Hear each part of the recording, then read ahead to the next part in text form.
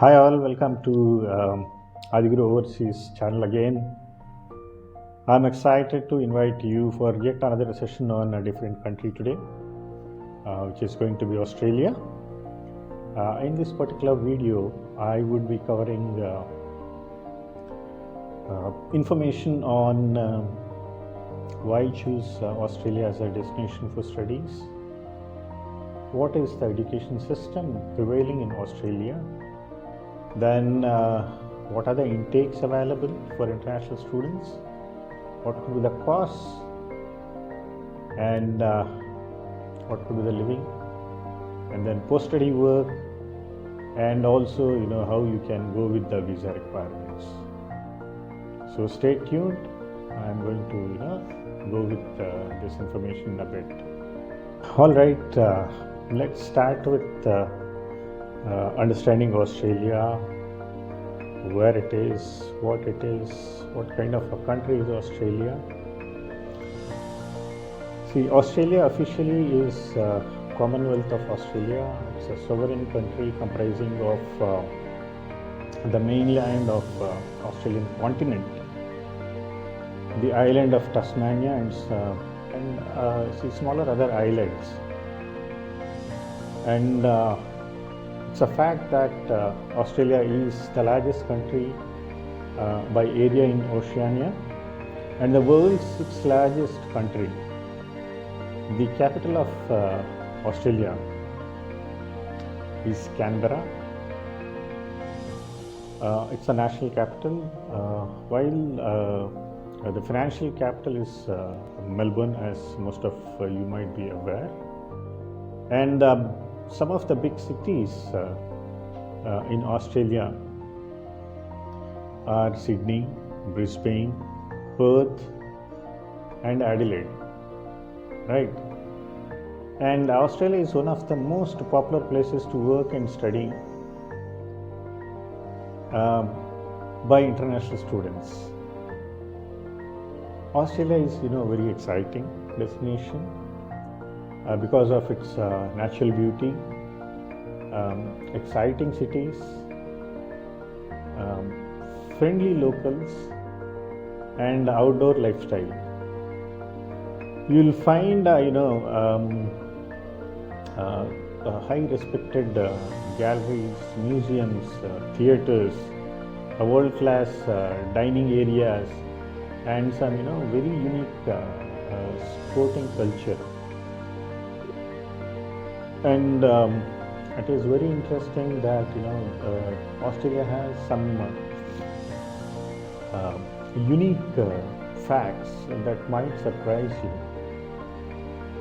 I don't know how many of you are aware, but 90% of the Australian population lives on the coastal area, because when you get into the central part of Australia, it is mostly dry and it is more of desert.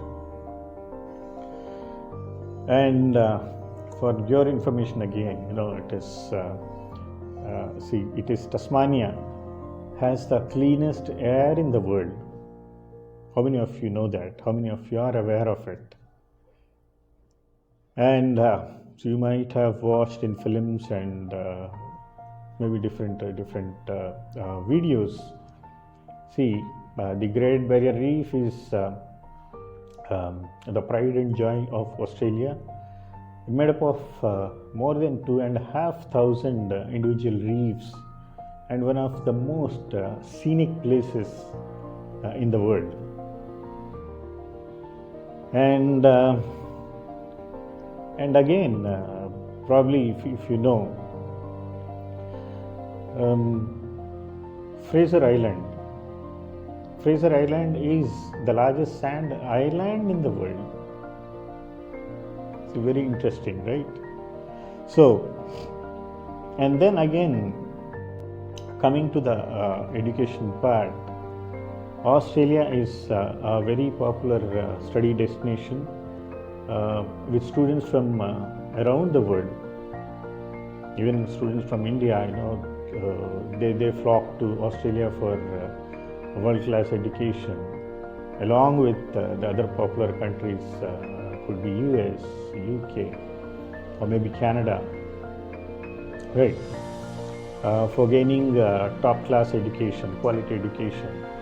Each year, Australia attracts lakhs of international students from overseas. And coming to the education again, see, Australia has top ranked universities.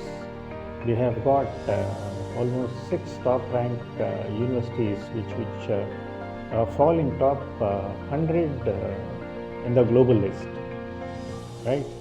It has got over 40 universities, both public and private, and you can choose more than 140 programs among these universities. And for your information, more than 15 Nobel laureates have come out of Australian universities, which is again a distinctive factor for Australian universities. See, what are the benefits of studying in Australia? See, the primary thing is, even with high standards of living, the cost of living in the land of kangaroos, okay, fondly known for Australians, is considerably lower than most of the popular study abroad options like the USA or UK. The international students can easily find part-time jobs, and they can probably settle down if in future if they want to. Okay.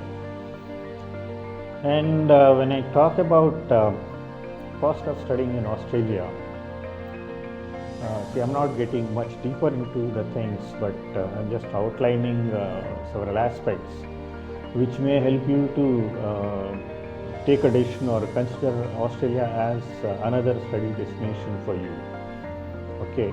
Now, your expenditure on tuition fees depends on the type of university or the institution you choose, okay, and the qualification you're going for. For instance, like many other countries, veterinary, medical, and even teaching, the average tuition in one of the Australian institutions ranges anything between 20,000 to 30,000 a year. And these qualifications, which I was talking about, they may cost a bit more than this regular fee what I have mentioned. Typically the UG or bachelor's degrees cost you anything between 15,000 to 35,000 Australian dollars per year. And coming to postgraduate programs or the master programs, it could be costing anything between 20,000 to 45,000 per year, depending on your course and the university that you choose for. Okay. Now, since there are many popular courses which you can choose in Australia, but a few I'm going to list out that may help you to understand, the education much better if you want to choose Australia as a destination. See here, these are few top courses that might be of your interest if you're looking to study in Australia. It could be engineering, it could be business analytics, the MBA program, of course. Then you have life sciences, then you have artificial intelligence, social sciences, and many more programs that you can look into. And Australia, see, unlike our Indian education, Australia do offer 2 intakes officially, and there would be one more in between, and that is only limited with certain universities. Not all universities offer. So officially or technically to say, you get opportunity to apply twice a year to the Australian universities. See, the semester 1 normally starts during late February or probably early or mid March, and then the other intake typically starts anything between August to November. So you can choose to apply to any of these semesters, and you can start your studies in Australia.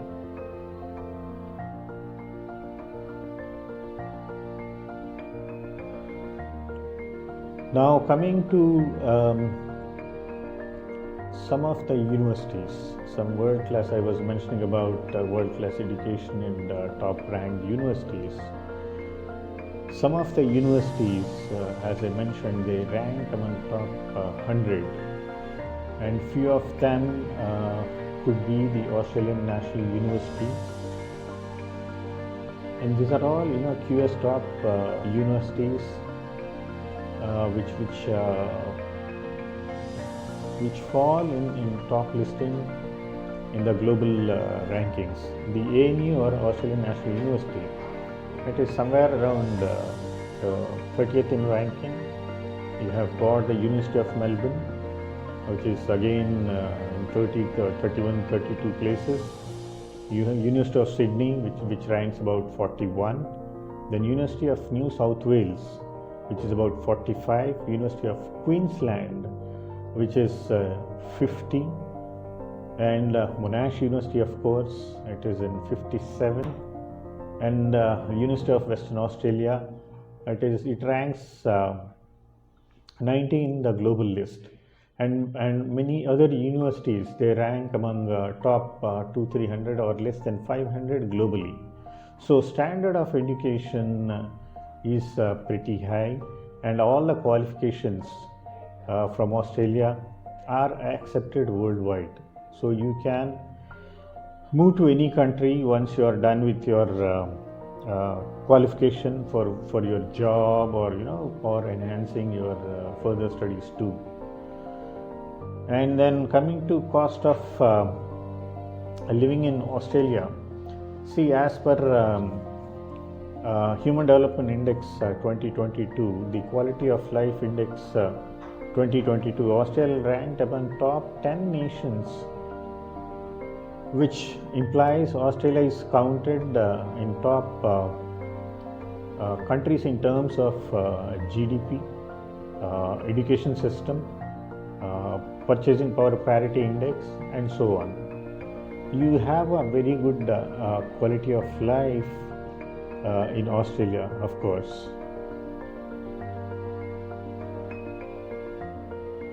Now, when it comes to international students, they incur expenses anything between 1,400 to 2,500 Australian dollars per month towards their living, which could include their living expenses, and then probably accommodation, food, social activities, travel, etc., etc. And again, mind you, it would again depend on individual lifestyle, and you can choose to spend wisely, right? Now,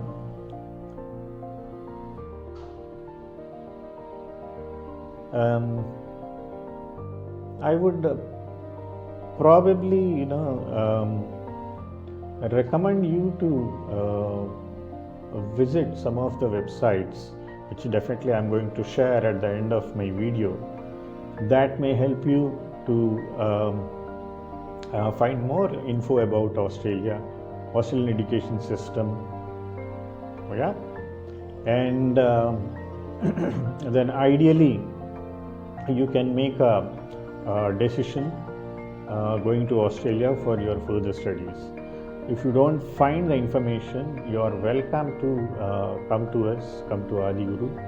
Okay, you can reach us on the social media, on the Facebook or the Instagram, or even you can reach me on my mobile or WhatsApp. Okay, I'll see that your questions are answered, and you can pursue your studies in Australia. Now finally, I would probably take you through or give some information on the admission process or the application process and the visa that might help you to organize or plan your documentation and finances accordingly if you are looking to study in Australia.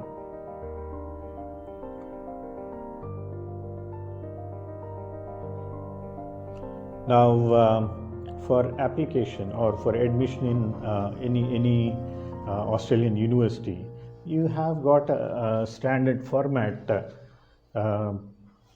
of documentation. It may include, it would include all your academics right from your 10th till your highest degree, which could be your bachelor's, or if you are just if you are applying for an undergraduate studies, it could be up to your 12th standard. And then of course IELTS or PTE or maybe TOEFL in some cases are accepted by the Australian universities. See, for undergraduate, the Australian universities normally look for overall 6 bands in IELTS with no individual band less than 5.5. When it comes to masters, it is 6.5 bands and no individual band less than 6.0. But mind you, again, as I told you, it depends on the course that you choose. Let's say if you're going for some courses related with teaching or maybe nursing, the requirement of English would be much higher. They require nothing less than 7 overall, and even individually it should not be less than 7 bands in most of the cases for such courses. So please check the university's websites and the entry requirements. That would help you to not lose your admission or getting it deferred because of the small information missing in your application.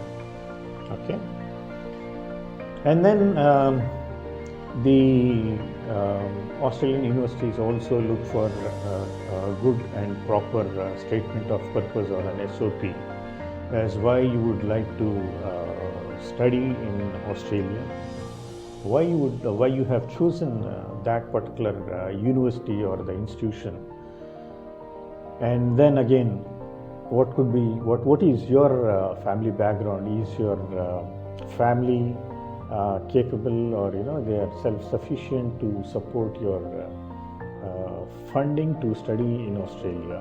So all these things you may have to mention in your SOP, which is also known as the GTE form or the format, GTE format, where they look for the genuineness of the student and their capabilities.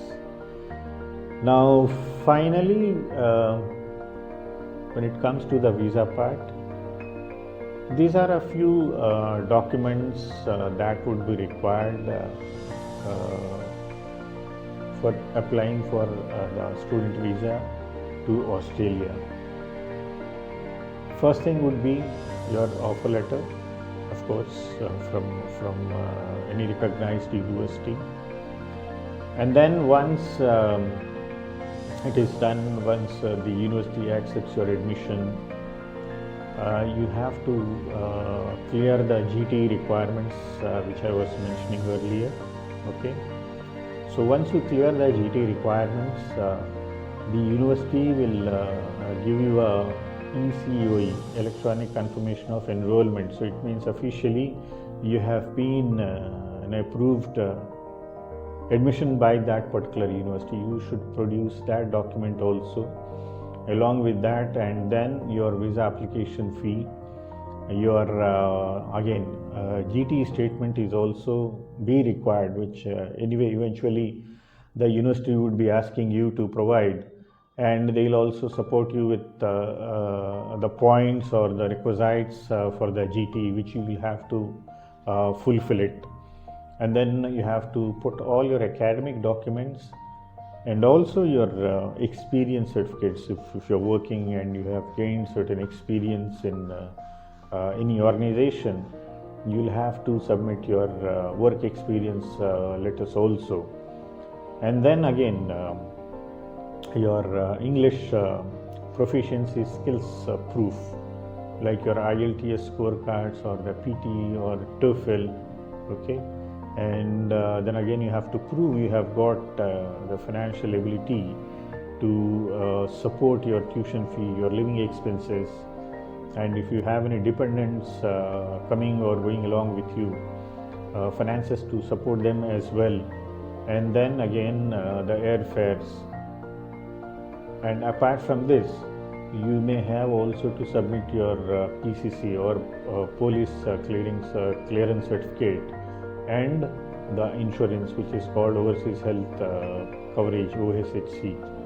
Okay, so all these mandatory documents would be required when you apply for a visa. So ensure that everything is intact, and of course we'll be there to guide you, support you. You have to ensure that you provide all these documents beforehand. You make them ready if you decide to apply to study in Australia, or for that matter in any country internationally. So, and then let me not miss this. If you are under 18, in the sense if you are going for a bachelor's program or undergraduate program, you should also have or provide your parental consent letter that has to be submitted to the university and also to the High Commission for approving your visa. So, as I say, finally, if you have any questions or queries, you may reach us on the Facebook, or maybe on Instagram or on WhatsApp, or leave a message on our website. I will be happy to answer your queries, and wishing you all the best. Thank you.